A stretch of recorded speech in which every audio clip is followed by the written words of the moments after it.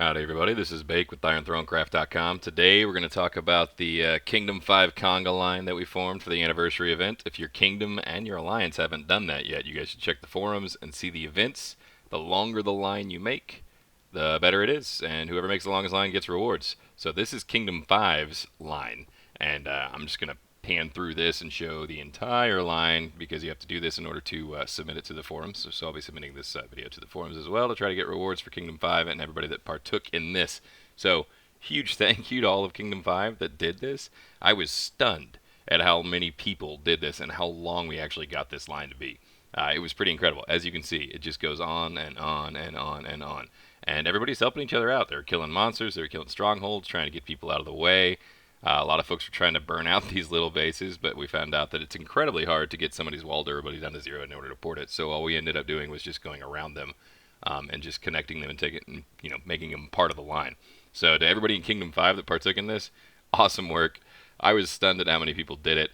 I'm interested to see if other kingdoms can get a huge line like this. We ended up going 3/4 of the way across the map using, everybody used a teleport and got in line. So I tried to count them up.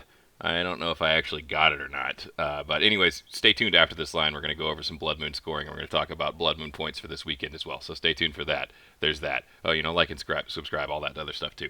But ended up, this line, if I counted correctly, was 407 castles long, which that's a lot more than I thought it would be. That's a ton of people that all teleported all, in one day. If you aren't in Kingdom 5 and you are going to try to do this event, then you need to get your kingdom on it. It goes until the 28th. You have until the 28th in order to make a line and to put it on the forums. Going to be pretty hard to beat Kingdom 5, as you can see, because we went 407 castles, which ended up being 760 tiles, or 76 kilometers in map distance. So we went 3/4 of the way across the map, which is pretty incredible. I thought that was pretty neat. But when it was all said and done, and as you can see, it just keeps going and going and going. We went along the top.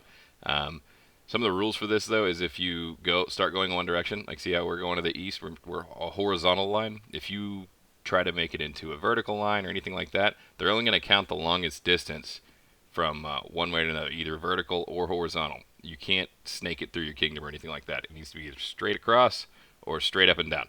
You can go around other people, like you see how we take the line around some people and stuff like that. That took some coordination in Kingdom chat. Everybody was very friendly to each other. It was shocking. You see a whole bunch of camps here, which doesn't do anything other than look cool, but it does look pretty cool. So there's that. We actually ended up asking VVIP and SVIP a couple times, like, hey, is this going to count? So here's the end of the line. As you see, X760.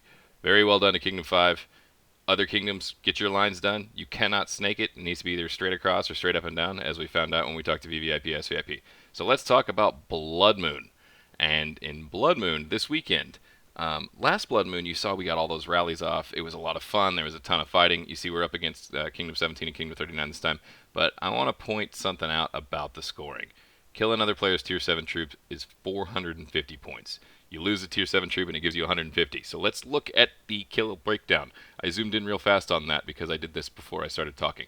Anyways, this is if you send tier 6. You see that? This is if you send tier 7. If you lose a million tier 7, you have to kill 60 million tier 3. If you lose 2 million tier 7, you have to kill 120 million tier 3. If you lose 4 million tier 7 troops, you have to kill 240 million tier 3. So even if you absolutely obliterate the other person, you have to kill a ton of tier 3, tier 4, or tier 5 troops in order to make up for tier 7 losses.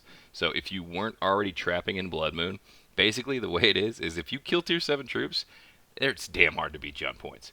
You can also still get points from Chaotic Strongholds, Bloody Strongholds, Monsters. They all give double rewards. I'm sure everybody was been sitting on AP all month long for this.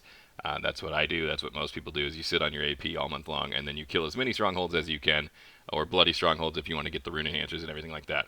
But what I wanted to point out, if you go to IronThroneCraft.com, I posted the article there as well going over the points. So if you are going to be doing combat during Blood Moon, go to IronThroneCraft.com, check out that chart. Make sure that your point's positive, because if you're losing tier 7, you probably aren't. If you're killing tier 7, you probably are points positive, even if you're getting obliterated. Stay tuned for lots of Blood Moon PvP combat video.